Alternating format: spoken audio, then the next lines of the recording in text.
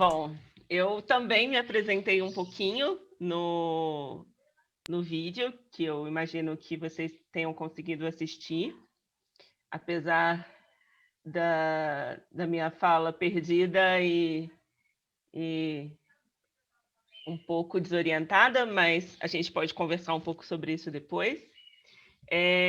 Eu sou formada em psicologia, aqui pela Universidade Federal do Espírito Santo, que é onde eu moro. O Espírito Santo fica... Eu costumo explicar onde ele fica porque ele é muito esquecido dentro do contexto brasileiro. Ninguém sabe onde é o Espírito Santo, nem quem é do Brasil. Então, ele fica entre o Rio de Janeiro e a Bahia, para que se encontre. E, bem, sou de tradição evangélica histórica, protestante, majoritariamente, né, apesar de ter cambiado um pouco, circulado um pouco em outras igrejas, sou de uma igreja batista, mas uma batista mais tradicional, né, dentro desse universo que são as igrejas batistas. E vivo no Brasil de 2021, que não está fácil. O que mais que eu posso falar? Faço parte da ABU desde 2005, 2006. E quando eu ainda era estudante, estava no meu primeiro ano da faculdade, quando eu vi um grupo de jovens, parecia que estavam lendo a Bíblia, estudando debaixo de uma árvore, e eu cheguei para ver o que estava acontecendo, e quem conduzia aquele encontro de um grupo era a Sara Nigri, que hoje é a secretária-geral do Brasil. E Sara estava se formando nessa época, e eu, pouco tempo depois, acabei assumindo a liderança desse mesmo grupo. Então, desde então, eu persigo um pouco a Sara, né? Onde ela está, eu vou indo atrás. Mas tem sido um grande prazer, uma grande alegria poder servir e dedicar todo esse tempo ao Ministério Estudantil. E conto também para vocês que esse mês que vem, é o meu último mês em dedicação de tempo completo ao movimento. Eu estou me desligando da equipe de assessores dentro de um processo de transição planejada e vou voltar ao meu campo de atuação como no campo social, né? Mas é isso. Acho que aqui já começamos. Aí mais um Tico chegando. Bom, eu vou falar em português. E a ideia é que, se vocês têm alguma dificuldade em entender ou não deixa passar, levanta a mão, fala no chat, e a gente vai tentando se comunicar da melhor maneira possível. O mesmo para os brasileiros, quando os nossos irmãos e irmãs estiverem falando, tá bom?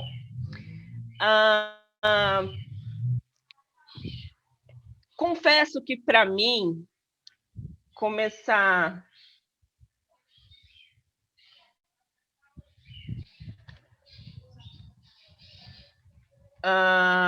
Facu pergunta... Não estás me entendendo, Facu?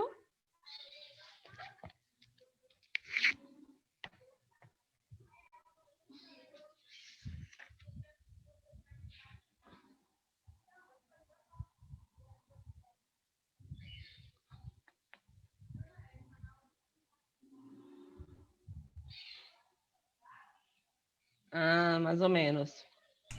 Yo voy a intentar tipearle algo a él, ¿sí? Y ahí si es necesario alguna aclaración más, yo te aviso, ¿ok? Bueno.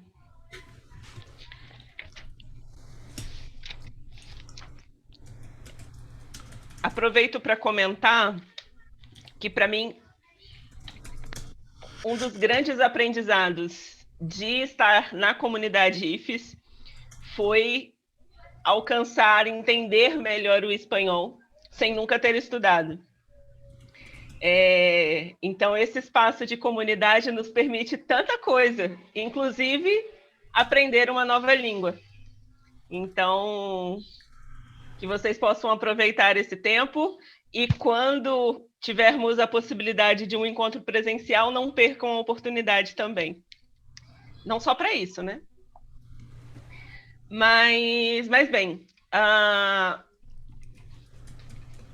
para mim não foi tão fácil começar a pensar sobre esse tema dos fundamentalismos, porque, como eu disse no vídeo, não é uma área de minha especialidade. Assim, nunca tinha parado para estudar sobre isso mais detidamente, de uma maneira mais dirigida. Mas é um tema que nos atravessa na sociedade. A gente vive num contexto em que todo o tempo essa palavra é repetida, e muitas vezes eu mesma repeti em muitas situações. Mas foi um exercício muito rico para mim poder voltar para algumas leituras, algumas conversas e conectar alguns conhecimentos também nesse sentido. Uma coisa que eu não mencionei, eu também comecei um mestrado em Ciências da Religião, com enfoque em Sociologia da Religião. Não concluí, mas fiz todos os créditos, assim. Então, foi um conhecimento que me atravessou também desse contato maior com os campos que discutem a religião de uma maneira mais ampla. E foi talvez lá as primeiras vezes que eu tive acesso, contato com algum debate teórico acerca do fundamentalismo. Depois pude participar de algumas conversas, alguns encontros. Em 2019, a Rede Miqueias organizou uma consulta latino-americana que foi feita em São Paulo, aqui no Brasil, com a participação de irmãos e irmãs aí de toda a América Latina, com o tema fundamentalismos. Foi mais uma possibilidade de me acercar, de me aproximar desse tema. Mas confesso que ainda entrei com um pouco de temor de falar sobre isso aqui com vocês. E aí eu acabei indo um pouco por um lado, por um campo que talvez seja mais familiar a mim, que é como esse processo toma os sujeitos e de como essa constituição de grupo, de organização social, se dá a partir dessas verdades construídas, assim. Então, foi um pouco nessa linha que eu acabei seguindo ali naquela aula, naquele vídeo que a gente foi trabalhando junto. Acho que alguns pontos que eu queria destacar, para talvez lembrar um pouco a conversa, é como que o fundamentalismo ele é uma resposta ao processo da modernidade, assim. Então, ele surge como uma resposta e como uma resposta de defesa. Então, desde o princípio, ele, mais do que um processo de afirmação de verdades, ele é um processo de autodefesa, e uma defesa que parte para o ataque, né? Que o ataque, muitas vezes, ele é uma estratégia de defesa também. E a necessidade ali desse grupo de cristãos evangélicos daquele tempo, e aí localizando isso no tempo e no espaço, a gente está falando dos Estados Unidos do começo do século XX, né? Final do século XIX e começo do século XX. Esses irmãos e irmãs nossos, assim, sentem-se ameaçados ao ponto de necessitar reafirmar a sua identidade. Isso não é necessariamente ruim, né? Como eu mencionei, assim, esse processo de afirmar bases de fé, que é basicamente o que esse movimento faz lá no começo, é um movimento de relembrar aquilo que acreditamos. E acho que isso é um movimento que, diante de uma situação que nos assusta, que nos acua, a gente tenta lembrar no que acreditamos. Acho que o grande problema desse processo dos fundamentalismos é o que acontece depois disso, que são os processos de associações que vão sendo feitas para se ampliar esses braços e a criação de inimigos, né? Então, numa necessidade de defesa, se criam inimigos que eu chamei de espantalhos, assim, que assumem como uma forma completa de todo o mal para aquele grupo. E numa lógica bem de disputa, vale tudo na guerra, né? Vale tudo para defender quando você está em luta contra o inimigo. E aí, inclusive, o processo de se associar aos inimigos do meu inimigo. E aí, nesse processo, eu acredito que é quando a gente se perde muito e a gente tem esses grupos hoje com muita dificuldade de ler a realidade. Eu queria trazer um fato que talvez os brasileiros tenham tomado contato essa semana. Um pastor de jovens de uma grande igreja aqui no Brasil, ele, em uma das suas pregações, não sei em qual atividade exatamente, ele mesmo postou uma pequena parte, né, dessa sua pregação no Twitter, e dizendo como que a universidade é o grande perigo para o jovem cristão, que em 6 meses ele se corrompe e perde toda a estrutura que ele tinha forjado na sua vida inteira até aquele momento. Nesse processo de criação de grandes inimigos, a gente tem como grandes inimigos a universidade, a ciência, aqueles que pensam de modo diferente do que eu acho que é como as coisas devem ser. E aí, nessa criação de espantalhos, nessa criação de inimigos, a gente acaba sendo, inclusive, violento. Porque se algum de vocês depois tiver a curiosidade de escutar esse pastor, por exemplo, falando, ele usa palavras de baixo calão dentro da igreja para manifestar seu incômodo, faz sinais que seriam de xingamento. Ele menciona uma situação que supostamente um jovem teria ido se aconselhar com ele, e ele vira e chama esse jovem de idiota em público, e assim, de uma forma muito para alimentar um sentimento de oposição, né? Lá está o perigo, lá está o mal. Então, é muito assim que os campos fundamentalistas trabalham. Mas aí uma coisa que eu acho que já encerrando aqui para a gente, porque a nossa ideia é poder hoje ter mais tempo para ouvir vocês também, uma coisa que, pensando sobre esses temas do fundamentalismo, eu fiquei me perguntando quantas vezes a gente também não assume posturas fundamentalistas, por mais que não tenha uma crença fundamentalista. E aí,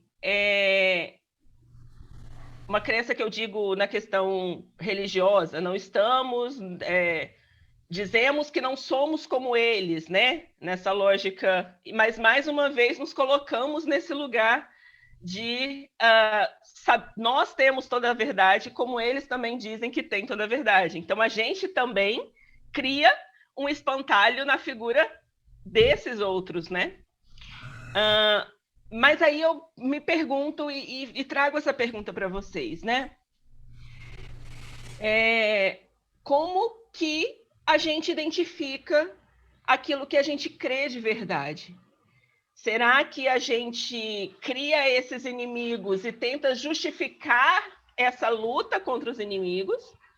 Ou a gente tem um processo de buscar efetivamente aquilo que acreditamos?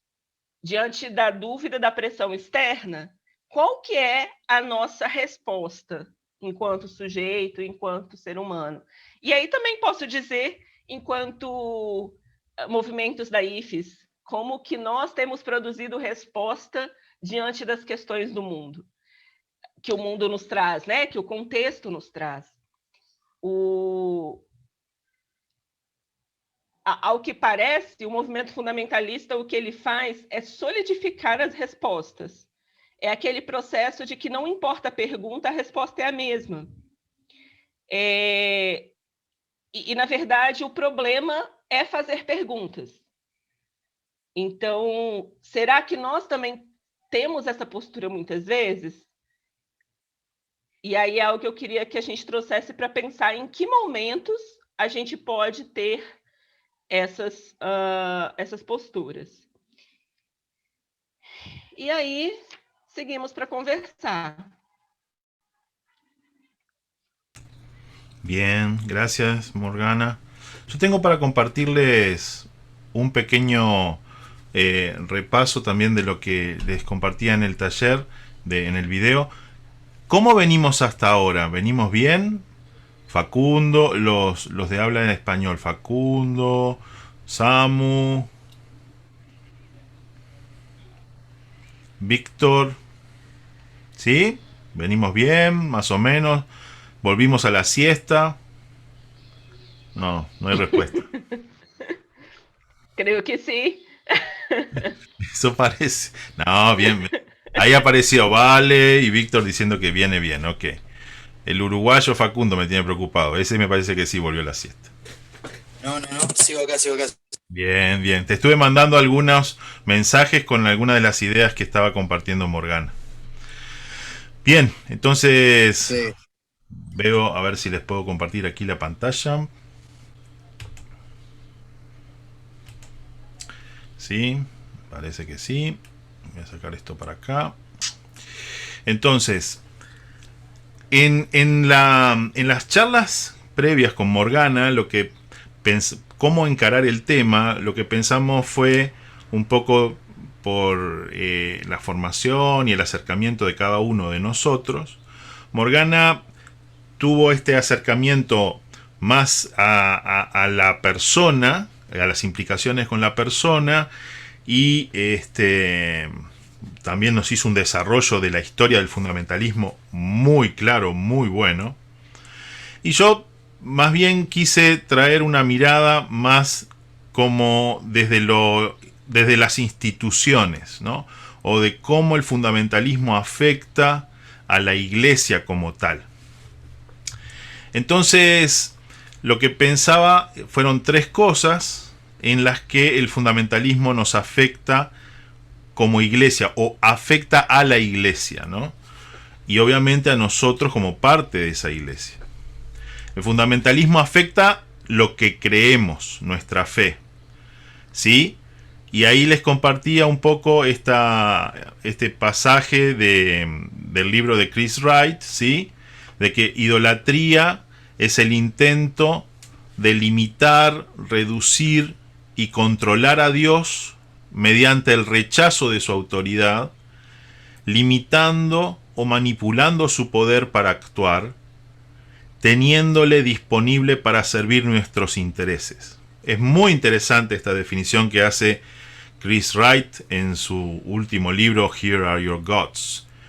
La idolatría, el intento de ¿qué cosa? De ponerle límites a Dios, de reducirlo y de controlarlo. ¿Y cómo se canaliza ese intento? A través de rechazar su autoridad, limitar su poder, o manipular o intentar manipular su poder. ¿Para qué? Para tener disponible este poder para servir nuestros intereses. O sea, tener a un Dios objeto, ¿no? A un Dios que cumple mis propósitos. Eso sería la idolatría. Y pensando así, con este concepto de idolatría, es que desarrollamos esta tesis de que el fundamentalismo afecta a lo que creemos y nos plantea algunos ídolos, como el ídolo de la verdad. Somos los dueños de la verdad. Y esto tiene mucho que ver con lo que nos decía Morgana, de identificar al enemigo y bueno, y después toda la estrategia para desacreditar al enemigo y potenciar que nosotros somos los dueños de la verdad. Después, el ídolo del poder y el ejercicio del poder, ¿sí? Y el abuso del poder. El poder como un fin para satisfacer mis necesidades, ¿sí? Siempre volvemos como referencia a ese concepto de ídolo que nos traía Chris Wright, ¿no? En esta cuestión de manipular este concepto de Dios para mi beneficio, limitado para mi beneficio. El poder para mi beneficio, no como un vehículo, sino como un fin en sí mismo o algo que me satisfaga a mí, no un instrumento para beneficiar a otros. Y el tercer ídolo, el ídolo de la ideología política, ¿no? Donde la ideología política como una mirada para comprender la realidad se vuelve un fin en sí mismo y se vuelve la única mirada posible, ¿no? Porque es la mirada también que está impregnada de la verdad. Entonces, ¿cómo afecta el fundamentalismo en lo que creemos en estos tres sentidos? Pero también afecta el fundamentalismo nuestros actos, lo que hacemos. ¿Y por qué? Porque implica una mirada reduccionista, ¿sí? De qué es la misión. Y nos plantea a la misión igual a proselitismo, igual a esta actividad de conseguir nuevos adeptos, ¿no? Eso es hacer misión, buscar nuevos conversos. Y estos conversos terminan siendo números, o sea, son almas que hay que salvar, pero no son personas en su complejidad. Desconocemos la imagen de Dios en el otro, la complejidad del otro, las necesidades que el otro tiene, ¿no? Entonces esta idea como de, bueno, necesitamos que la gente acepte el mensaje para asegurarnos de que van a ir al cielo y eso es todo. Repartimos folletos, hacemos una oración y ya está. Esto de la misión reducida, la misión empobrecida que nos plantea el fundamentalismo, nos lleva a que evangelizar sea solo proclamar. Que evangelizar sea solo enunciar, ¿sí? Decir el mensaje de salvación.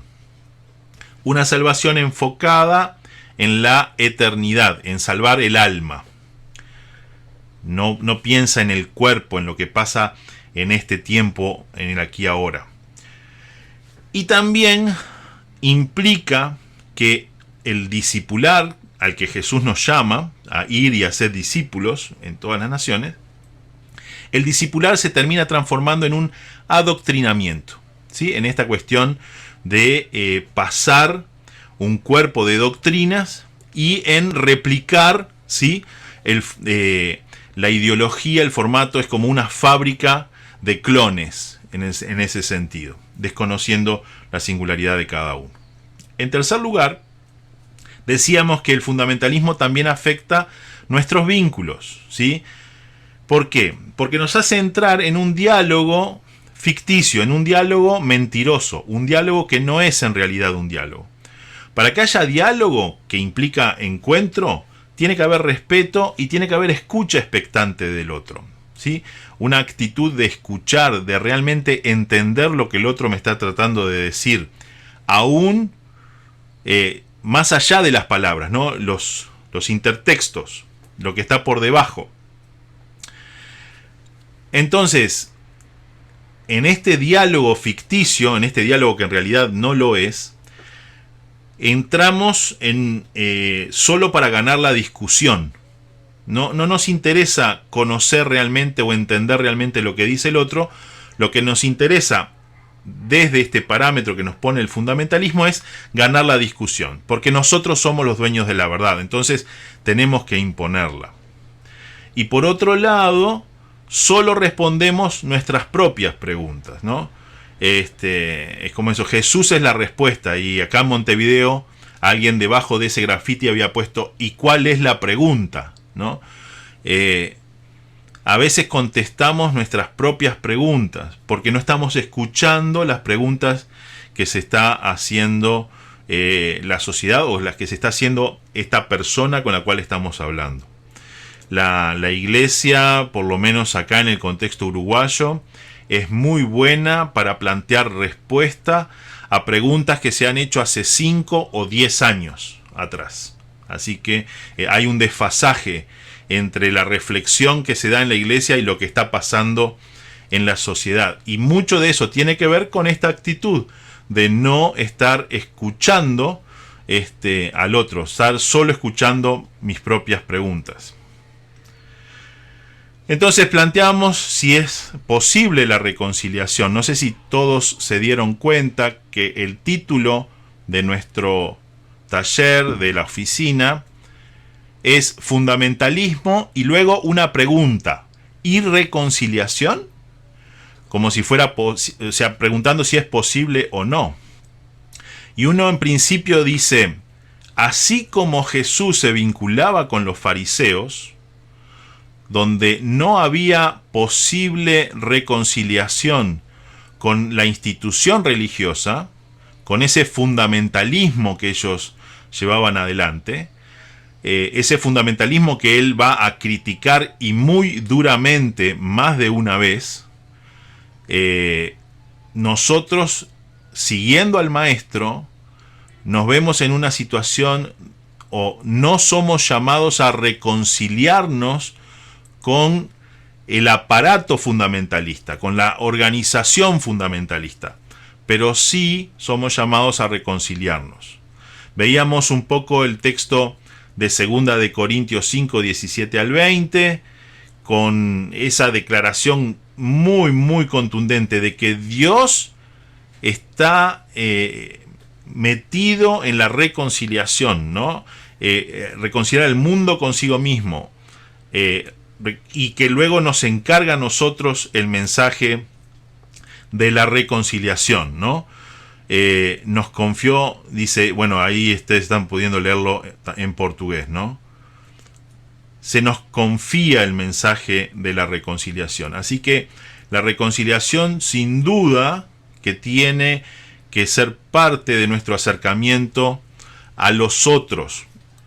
Tiene que ser parte de reconciliarnos con Dios, reconociendo nuestras idolatrías.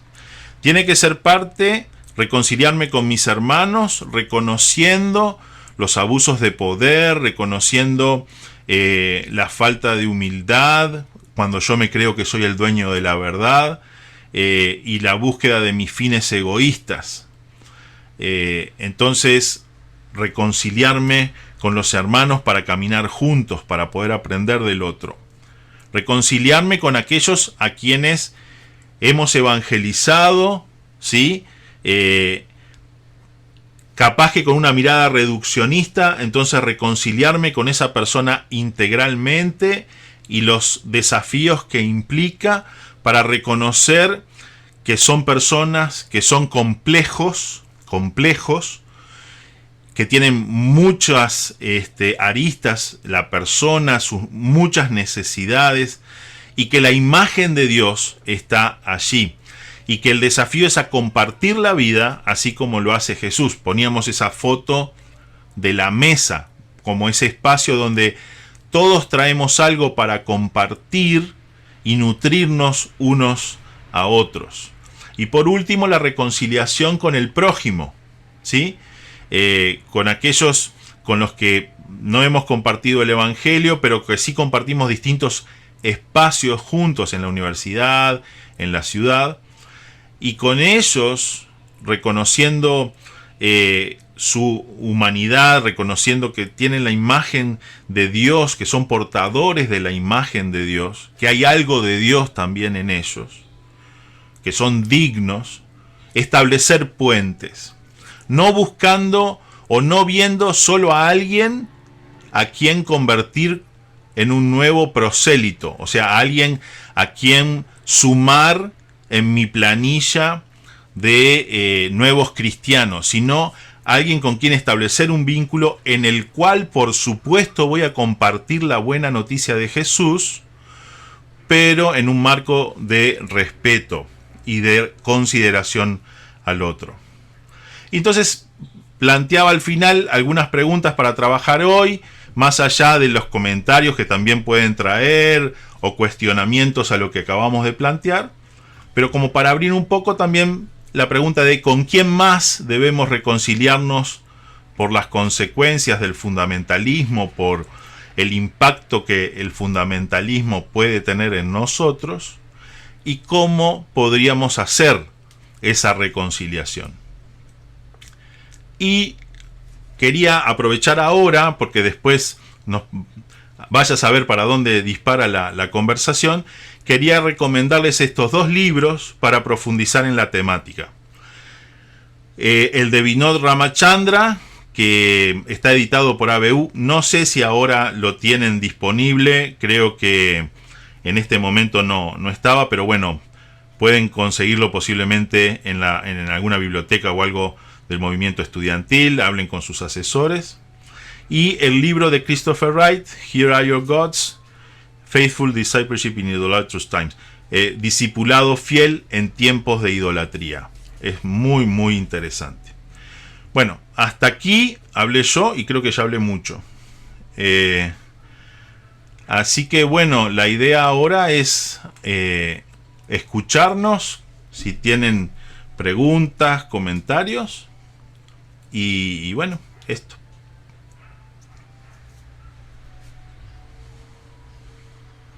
Só duas coisas. O livro Falência dos Deuses está, sim, disponível para compra no site da ABU Editora. Bien. E se as igrejas do Uruguai respondem a questões de 5, 10 anos atrás, elas estão muito atualizadas, Jorge.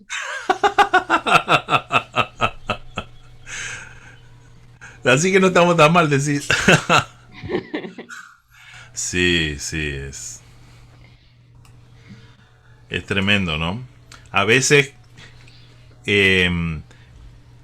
decimos o se hacen esfuerzos desde las iglesias para tener algún tipo de asociación. Acá en Uruguay se armó lo que se llamó Consejo de Representatividad Evangélica, para que cuando los medios de comunicación tenían alguna consulta para hacer con las iglesias, ellos pudieran responder, ¿no?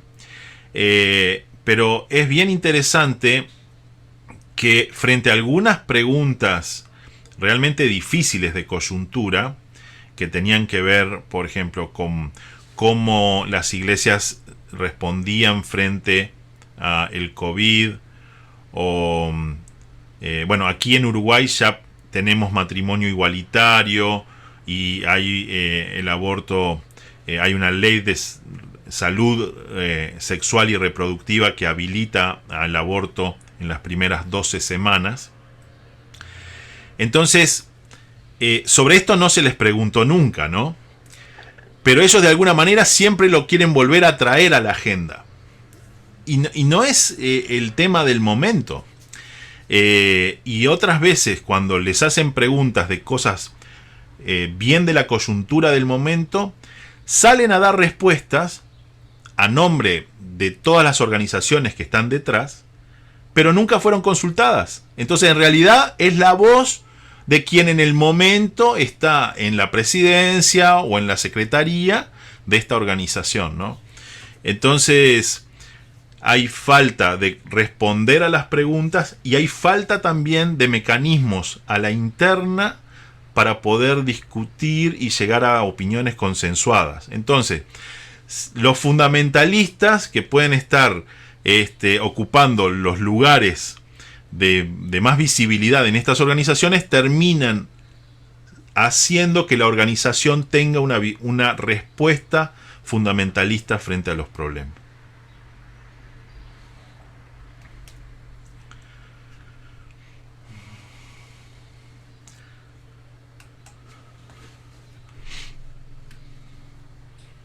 acho que seria... Oi? No, está bien, dale tú. Não, acho que seria muito bom para nós poder escutar um pouco sobre também o porquê vocês vieram até esta oficina, esse taller, para que possamos também partir um pouco das questões que vocês podem trazer, da experiência, daquilo que vocês têm vivido no cotidiano de vocês. Bueno, me gustó mucho la forma en que se complementaron ambas partes del taller. La mirada desde la psicología fue, la verdad fue impactante porque siempre pensamos, como decías tú, Morgana, en el fundamentalista como el otro. El otro está mal, el otro es fundamentalista, el otro tiene ideas retrógradas, el otro tiene ideas ya, no sé, sin base. Pero cuando al final de tu video, y bueno, ahora también lo he comentado un poquito, das vuelta a la pregunta así como, ¿en qué cosa soy yo fundamentalista? Cambia mucho, porque, bueno, estudio una carrera científica, entonces llega un punto donde conversando con compañeros, tengo ese dolor en el pecho cuando escucho algo que no me gusta. Y bueno, estuve hace un tiempo atrás y venía muy a cuento con este taller, estuve viendo de que esa reacción es natural, es humana, es instintiva. Cuando algo no choca con lo que creo, duele, literalmente. Y lo más lógico era, bueno, si me choca y estoy dando cuenta que mi creencia está mal, puedo cambiarla. Pero la respuesta que uno tiene al final es defenderse, blindarse. Y me hacía mucho sentido cuando tú comentabas eso mismo, que yo ya había visto hace una semana atrás. Entonces, cuando uno, en vez de tener esa reflexión hacia afuera, la tiene hacia adentro, tiene esa introspección, cambia mucho. Y claro, termino ese video, empiezo con el de Toto, y habla sobre cómo nos afecta ahora el fundamentalismo a nosotros. ¡Wow!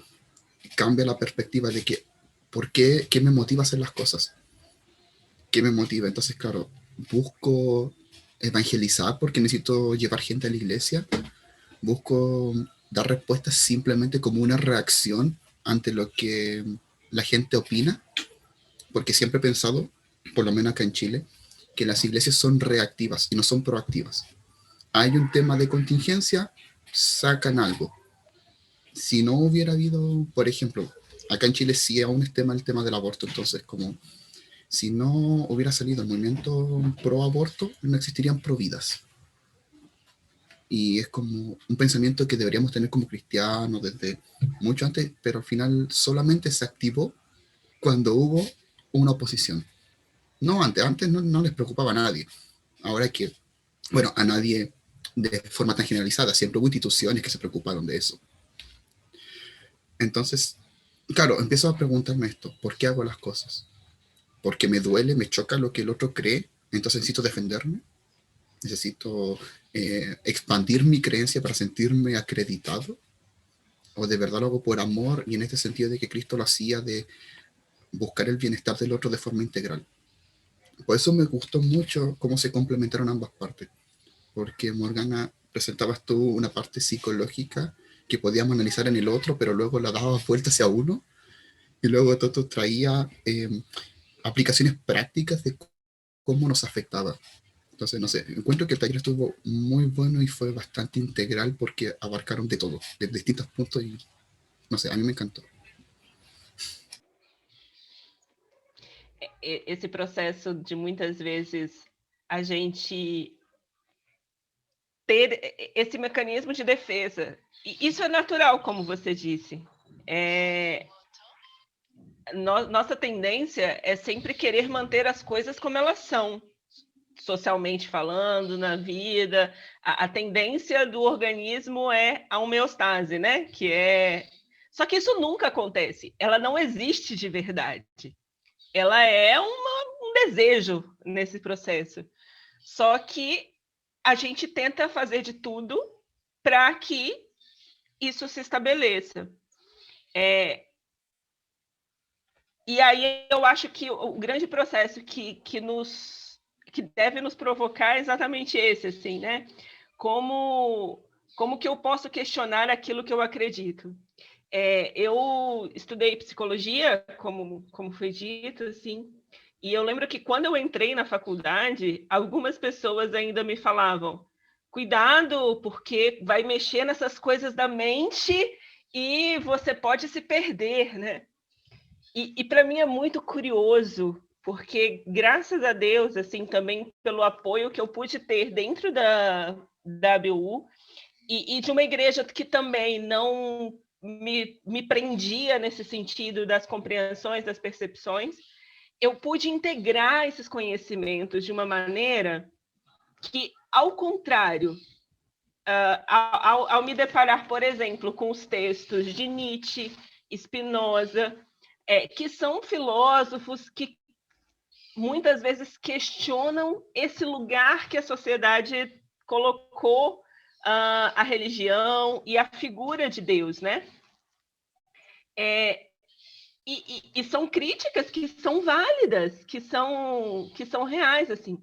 E como, quando eu me deparei com elas, eu pude olhar para a minha fé, questionar aquilo que eu acreditava, e aí, ao invés disso enfraquecer a minha fé, isso fortaleceu a minha fé e a modificou. Não que a minha fé, depois disso, passou a ser influenciada pelo mundo. Não, é que esse processo de encontro e de diálogo verdadeiro, em um diálogo, não necessariamente as duas pessoas saem com a mesma convicção, com a mesma percepção, mas ambos se colocam e se permitem esse encontro real. Isso se dá também no campo do conhecimento, né? Então, para mim, esse foi um processo muito importante no meu crescimento como cristã e tal. Mas eu olho muitas vezes para esse momento que a gente tem de extrema polarização que nossos países vivem. Aqui no Brasil, como vocês sabem, né, a gente tem no governo um presidente de extrema-direita, e isso vem como resultado de uma polarização extrema que a sociedade tem vivido nos últimos anos. E nesse processo é muito, inclusive, com a questão das redes sociais, que nos colocam em pequenas bolhas sociais. É muito fácil eu querer simplesmente rejeitar aquele que pensa diferente de mim e falar só para quem pensa igual. E tratá-lo outro como idiota, como... enfim, né? E todas as outras coisas. E aí, enquanto eu estava preparando esse conteúdo para esta oficina, para esse stagiário,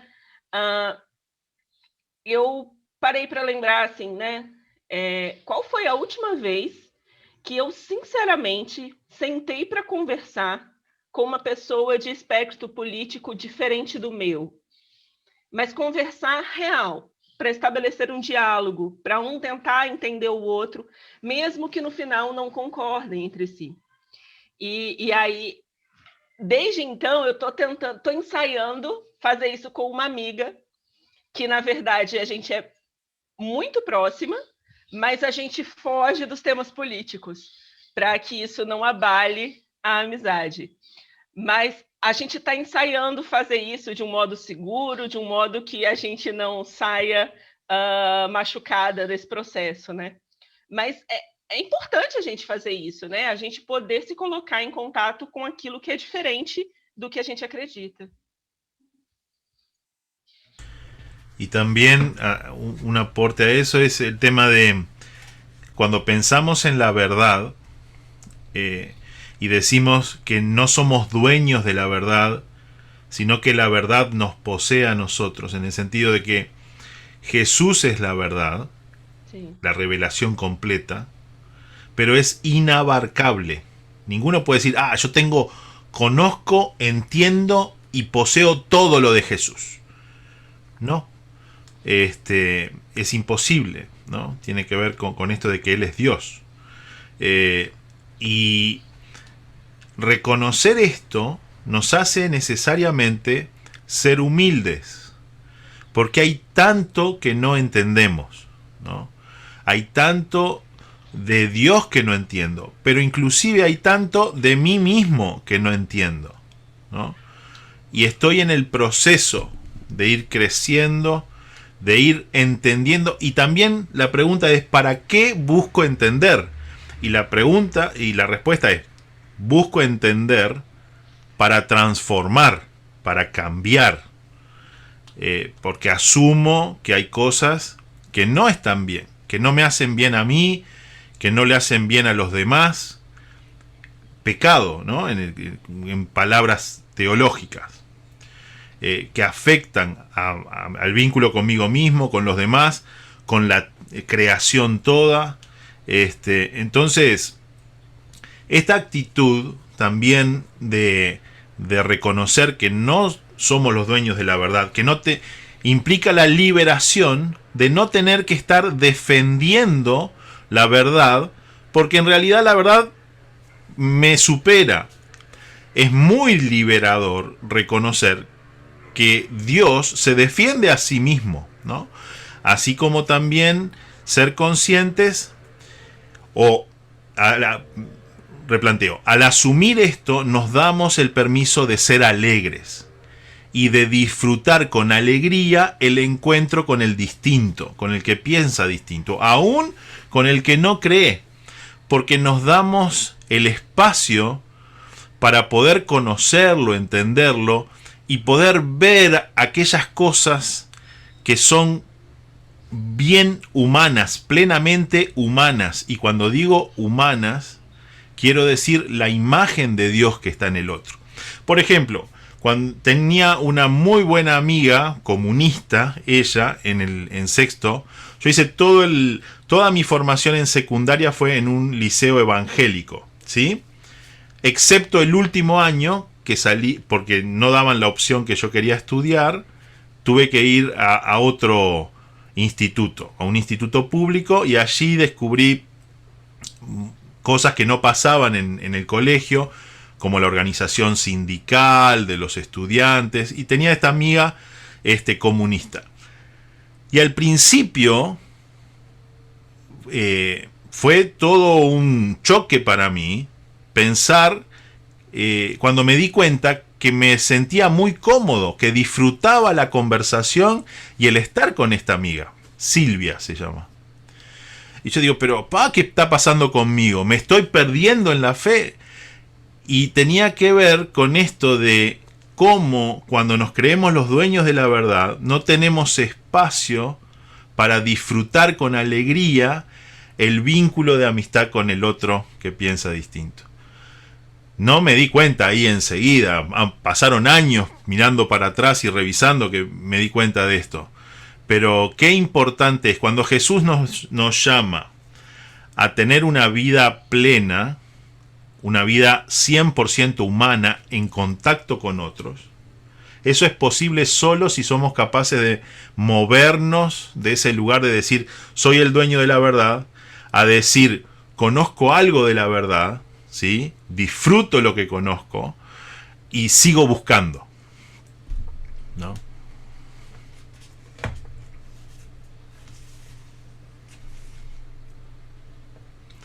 ¿Y los demás que no han dicho nada? Yo quería decir algo. Se escucha horrible. No. Comentá, Jefferson, qualquer cosa vos. Pode falar primeiro. Eu acho que eu falei depois.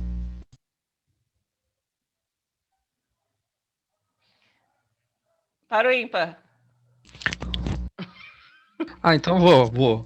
Eu queria. Uma das coisas que eu estava refletindo aí durante a fala de vocês, o vídeo, me fez muito refletir quando eu comecei a participar do movimento estudantil na ABU, aqui no Brasil, aqui em São Paulo. Porque eu vim de um contexto, assim como é comum, né? Tipo, o contexto fundamentalista, assim, na igreja. E aí, no grupo de estudantes lá dentro da universidade, que a gente falava que a gente tinha como objetivo evangelizar os estudantes, me estranhou muito a evangelização não ser aquela evangelização impositiva, tipo colonizadora, tipo, eu sou tenho a verdade, então eu tenho que vencer todos os debates, eu tenho que falar de Jesus, em aspas, assim, o tempo todo, e me estranhou a tal ponto que quando eu conversava com o meu líder de jovem da minha igreja, ele perguntava que a gente fazia algumas coisas, ele perguntava, e você, sei lá, já falou de Jesus para quantas pessoas hoje, sei lá. E aí eu começava a entender o quanto que talvez aquilo que a minha igreja falava, o que era evangelização, não necessariamente se conectava com a realidade de uma universidade, né? Que a gente não é ensinado a ouvir, a gente só é ensinado a falar. Então, fale da palavra, pregue e tal, ganhe o debate, tome cuidado, e enfim. E aí eu, como estudante de ciência da natureza, né, eu ouvi muito, igual compartilho com o que a Morgana falou. Antes de estudar os conceitos, eu já vi amigos falando para eu tomar cuidado com evolução, tomar cuidado com Darwin, não ler o livro do Darwin, porque eu posso me corromper. E confesso que quando eu entrei na disciplina de evolução, eu já entrei com aquele 2 pés atrás, sabe? Eu já, li a Bíblia mais, eu já estava ali, ó, estudando Gênesis, só para, ter já estar preparado para o embate.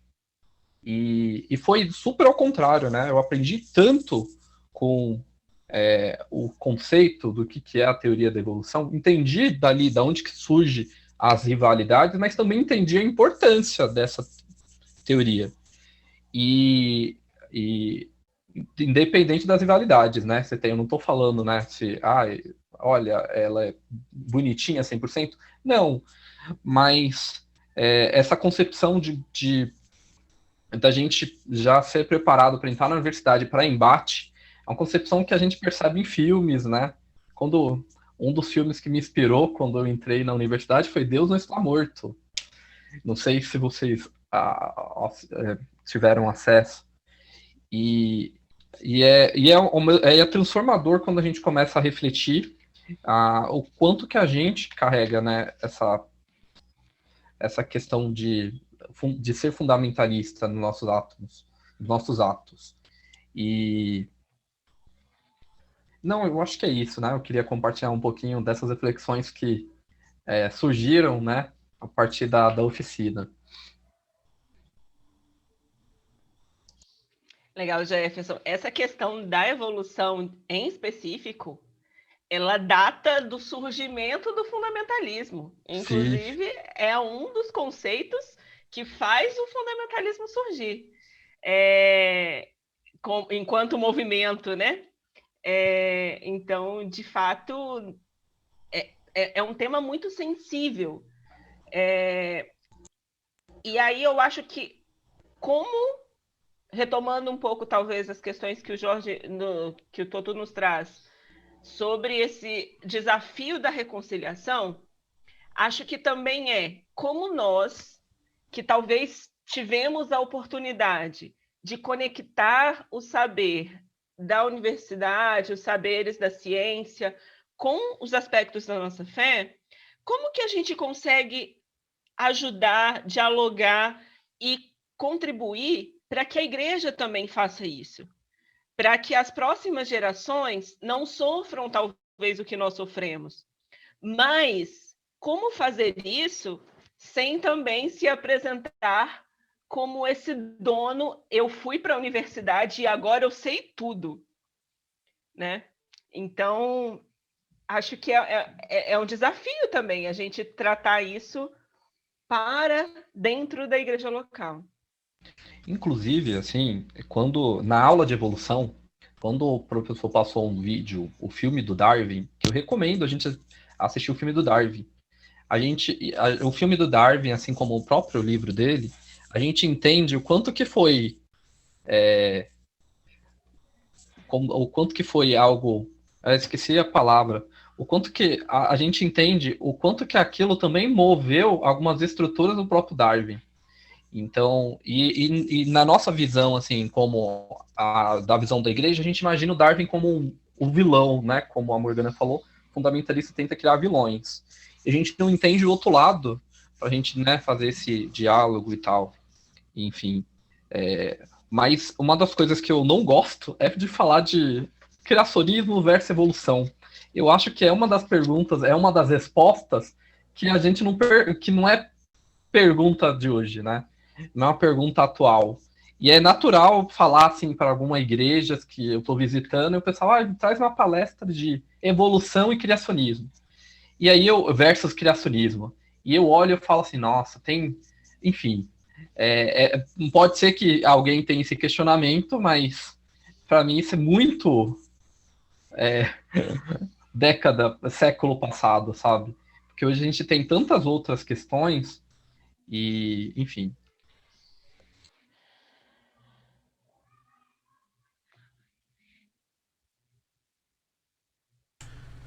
Pensando un poquito en esto que Morgana nos traía de cómo hacemos para compartir con nuestra comunidad de fe, con nuestra iglesia local, nuestro propio viaje, ¿no? De reconciliación con nosotros, con los demás, con la ciencia. Yo pensaba que siempre recuerdo el consejo, más de uno debe haber escuchado, de Ciel Machado después de algún entrenamiento, de algún tiempo de entrenamiento, ¿no? Lo que primero que dice Ciel, no vaya a su casa, no vaya a su iglesia y vomite todo lo que aprendió. No. Vaya y quede callado. No diga. Después de un día, comente una cosa o dos. Después otra, pero lentamente. Y siga procesando, siga procesando. Entonces, pensaba, como teniendo de fondo ese consejo de Ciel, creo que una cosa muy efectiva para compartir en la iglesia es la alegría que tenemos al encontrar la posibilidad de disfrutar el encuentro con otros y otras. La alegría, la liviandad que uno siente al dejar de tener que defender la verdad todo el tiempo. Creo que eso es... tengo unos amigos de una iglesia que siempre en el contexto del grupo de iglesias donde yo me formé eran vistos con un poco de sospecha, porque eran como los más liberales, los que se juntaban con gente de otros grupos, ¿no?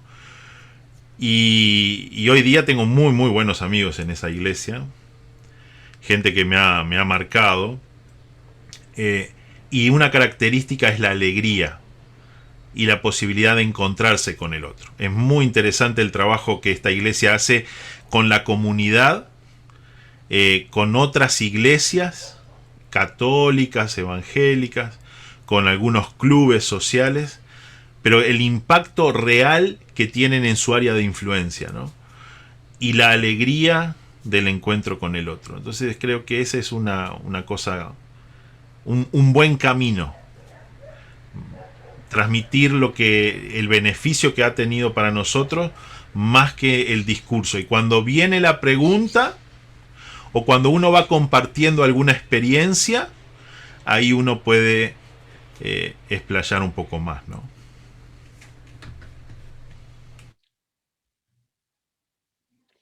Faco trouxe aí em chat. Vou ler só um pedaço. Originalmente eu queria entrar porque considerava que o fundamentalismo é uma enfermidade dentro da igreja gerada por aqueles que não eram permeáveis à realidade. Mas obrigada a vocês que falaram e começam a crer. Cadê? E começam a crer que é mais um comportamento de criança pequena. Eu falo isso e ponto.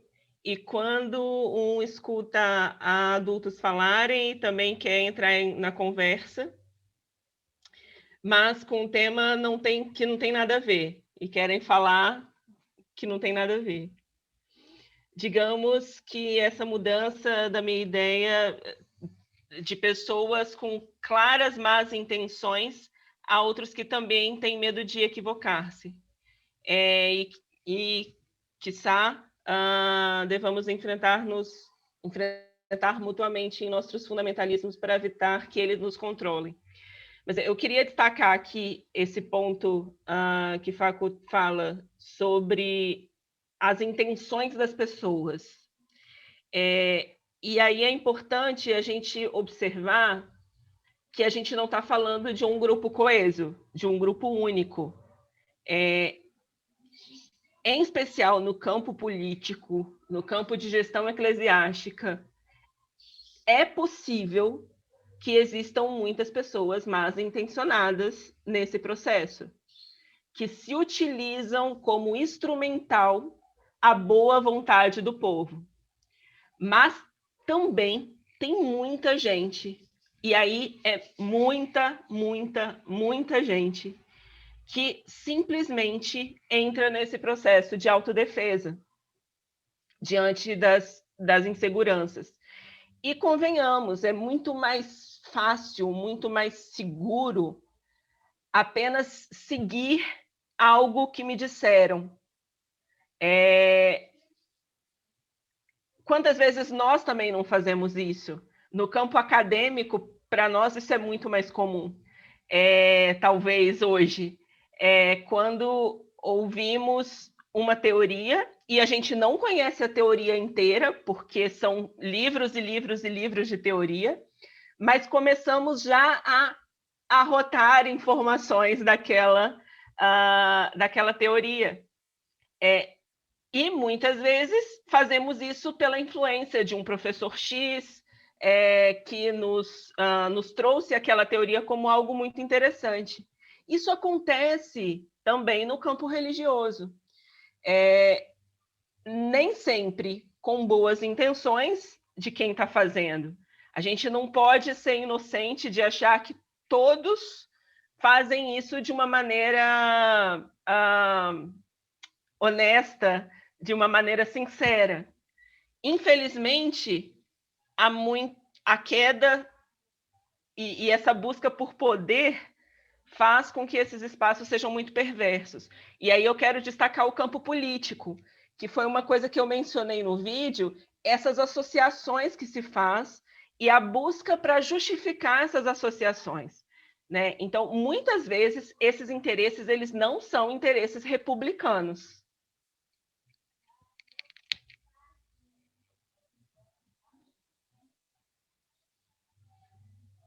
Então, olhemos com misericórdia, mas também com sabedoria.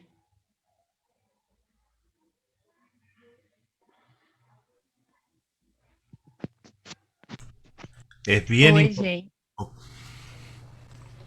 Sí, Vanessa. Eu fiquei pensando nas duas perguntas que você colocou no final, com quem temos urgência de se reconciliar. E esse é um dos motivos que eu vim para a oficina, porque diante do quadro que aqui o país está vivendo desde 2018, e pensando também nos grupos de ABU, essa diversidade de igrejas e a presença de irmãos e irmãs fundamentalistas sob a minha ótica e sobre a ótica do outro, e como haver reconciliação nesse contexto é algo que me aflige muito, e principalmente porque esse ano eu virei assessora do grupo, então meu papel é muito mais de mediar, de auxiliar, orientar e ter sabedoria no que falar, nos meus posicionamentos. E no meu grupo, desde enquanto estudante, pensando nessa questão política e a relação da igreja e do fundamentalismo, eu sempre tive facilidade, sempre foi em paz. O meu grupo, nesse sentido, pouquíssimas ocasiões houve algum tipo de divergência. Mas recente agora, de 2018 para cá, eu percebo que o que tem afetado esse grupo, qual eu fui parte enquanto estudante e agora como assessora, é justamente a relação da igreja brasileira com a política, como que esses fundamentalismos têm afetado e feito uma massa de desigrejados. Então, como reconciliar esses que estão machucados, magoados com a igreja devido a esse fundamentalismo, a esse apoio a esse político que temos aqui hoje, e como reconciliar a mim e outros com os meus irmãos e irmãs que, como Morgana, como você falou, muitas vezes não estão mal intencionados, estão se defendendo, estão nessa posição de defesa, de receio, de medo. Então, esse é o meu desafio e desafio de outros que eu tenho conversado, reconciliação e que caminhos tomar.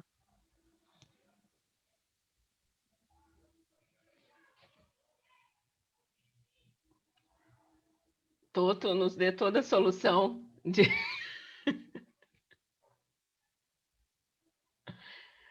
Está fechado o seu microfone. Les comparto lo que traía como conclusión de mi parte del taller, con la pregunta de si es posible la reconciliación.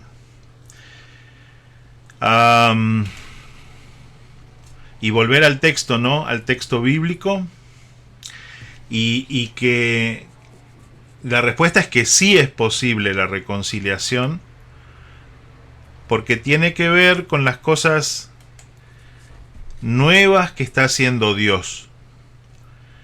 La idea del fundamentalismo no es nueva. Yo creo que cuando miramos a los religiosos de la época de Jesús, son fundamentalistas. Y tienen esta actitud que Morgana nos decía de estarse defendiendo, de encontrar el enemigo, ¿no? Y ahí vemos el prejuicio que tenían los fariseos para con todos. Y esto que tenían claro los judíos en su experiencia y los corintios ahí en las prácticas de los distintos cultos también, con sus cosmovisiones, ¿no? Explicando todo lo que pasaba. Pablo dice, si alguno está en Cristo es una nueva creación, lo viejo pasó, ya llegó lo nuevo, ¿no? Son cosas nuevas. Y la reconciliación en ese sentido, para la experiencia de nosotros, es un desafío a vivir lo nuevo que trae Dios. Y nosotros, como talleristas, oficinistas en ese sentido, queremos hacernos eco de lo que Pablo decía, de que escuchen o no se escuchen como si Dios mismo les dijera a través de nosotros, reconcíliense con Dios, ¿no? Les rogamos que se reconcilien con Dios. Y este reconciliarse con Dios, que tiene que ver con volver, es bien interesante. Pablo le dice esto a quienes ya eran parte de una iglesia. Y entonces haciéndonos pensar en esto de que nuestra reconciliación con Dios no es de solo el momento de nuestra conversión, sino que es un proceso. Y el proceso arranca con cómo nos vinculamos con Dios. Si estamos tratando de que Dios cumpla mis propósitos, si estamos limitando a Dios y poniéndolo como en una cajita, si estamos buscando ocupar nosotros la autoridad que es de Dios, todo eso es idolatría. Entonces, la necesidad que tenemos de darle a Dios la autoridad sobre nuestra vida y nosotros acomodar, cambiar, transformarnos para lo que son sus propósitos. Entonces, reconciliarnos con Dios. Y cuando hacemos eso, vamos a poder experimentar el reconciliarnos con los hermanos, buscando cumplir esos propósitos que Dios nos pone. Reconciliarnos con los hermanos no para pensar todos exactamente lo mismo, pero sí para juntos buscar la gloria de Dios, ¿no? Sí para buscar juntos el reflejar el amor al prójimo como a nosotros mismos. Sí reconciliarnos para caminar juntos en la construcción del reino de Dios, con distintas miradas sobre un montón de cosas, pero sin duda compartiendo la mirada que vamos construyendo juntos de quién es Dios y de qué quiere hacer Dios en este tiempo, en el lugar donde estamos nosotros, en nuestro contexto. Reconciliarnos con aquellos con quienes compartimos el Evangelio, o como decía la última hermana que compartía acerca de los que están machucados con la iglesia, que están dañados, que se han alejado de la iglesia, que conocen la verdad del Evangelio. ¿Cómo nos reconciliamos con ellos? Trayéndolos a la mesa, compartiendo nuestra vida con ellos. A veces queremos que vengan a nuestra mesa, pero si vienen ya vestidos como nosotros queremos, con las ideas que nosotros queremos, creo que el desafío ahí es primero a invitarlos a que vengan, y una vez que están, no convencer, sino compartir. Y en ese compartir habilitamos que Dios transforme a ellos y que Dios me transforme a mí en el proceso. Y por último, esto de reconciliarnos con nuestro prójimo, con nuestros conciudadanos, con nuestros compañeros en la universidad, en el trabajo, siendo capaces de disfrutar del encuentro con quien es distinto, pero que también es imagen de Dios, que también tiene algo para compartirme, para enseñarme, más allá de lo intelectual, acerca de qué es ser persona. Y hay tantos que tienen tantas cosas lindas para compartirnos, y que al compartir y al dialogar hay espacio para compartir también de la buena nueva de Jesús. Así que, como conclusión de mi parte, es este desafío: reconciliate. Que sea un enfoque. Ya el hecho de que estemos preocupados por ello creo que es el primer paso. El segundo paso es esto de ser conscientes que arrancamos con cómo nos reconciliamos nosotros con Dios, y a partir de ahí ir a la búsqueda de nuestros semejantes. Y gracias a Dios, que como este es el ministerio de Dios, es el trabajo de Dios a través de Jesús, sabemos que contamos con el pleno apoyo de su Espíritu Santo, que nos va a acompañar, que nos va a empoderar para que así pueda ser, ¿sí?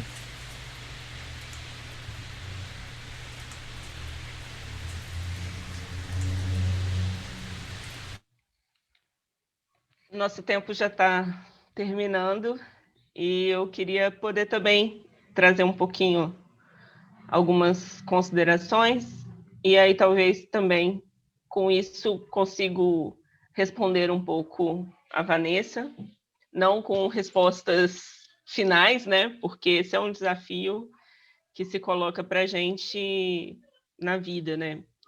Mas acho que nesse processo de reconciliação, o nosso talvez maior desafio, e aquilo que eu quero convidar vocês a pensar, é sobre a necessidade de humanizarmos o outro, de entendermos o outro como esse ser que também é frágil, que também tem as suas inseguranças, e em todo esse processo, e entender que nós também somos humanos. E muitas vezes precisamos ser pacientes conosco, entendendo nossos tempos, nossas limitações, e que muitas vezes algumas questões para nós seja difícil e para outras pessoas também sejam questões difíceis.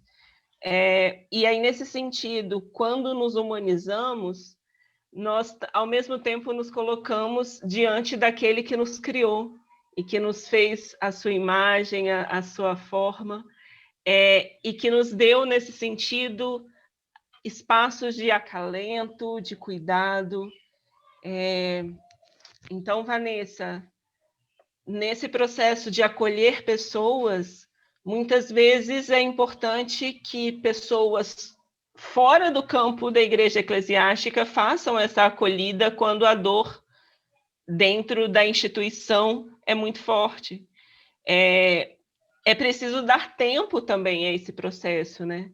Acho que todos nós passamos, em algum momento da vida, por questões, e se não passamos, vamos passar, de dúvidas em relação a esse papel e essa relação dentro da igreja institucional. E como que a gente abraça e humaniza esse outro.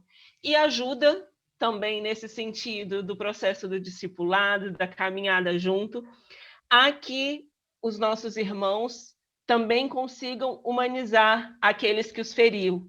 E isso é um processo que não é simples, gente.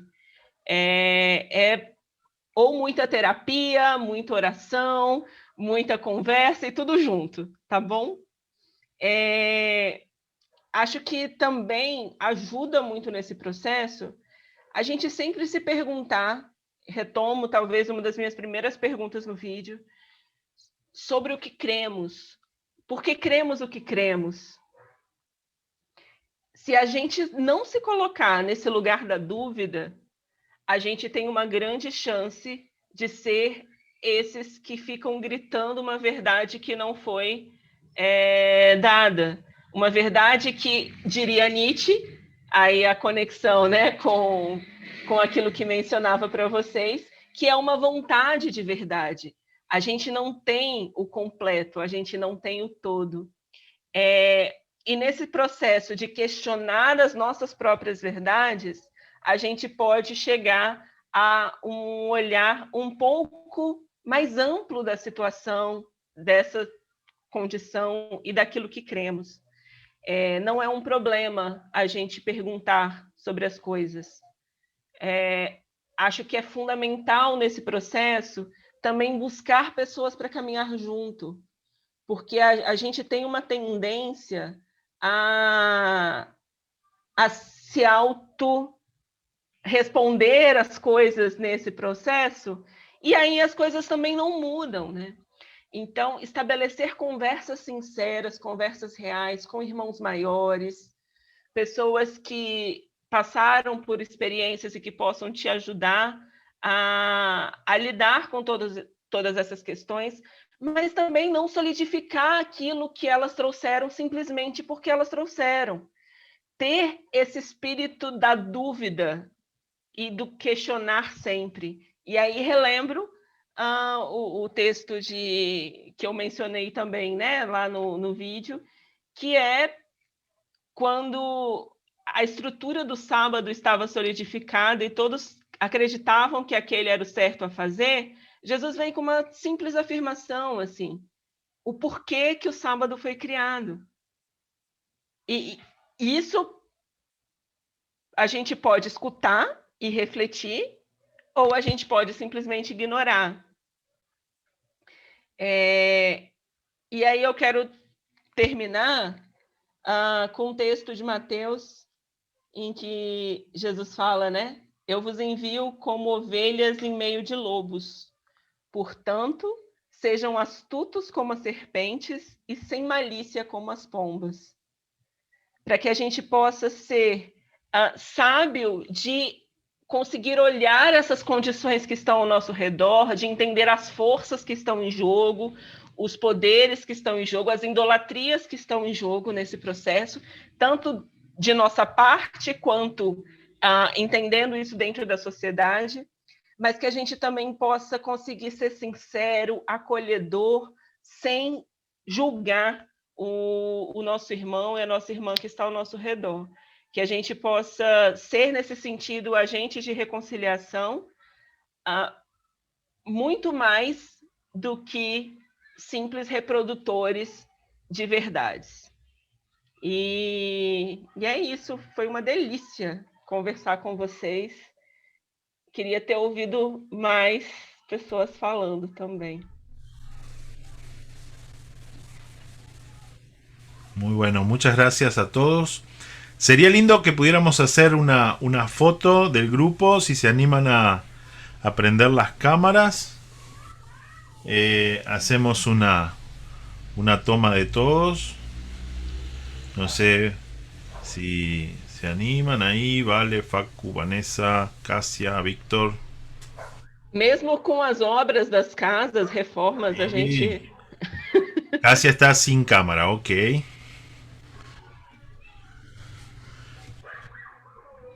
Bien, vale.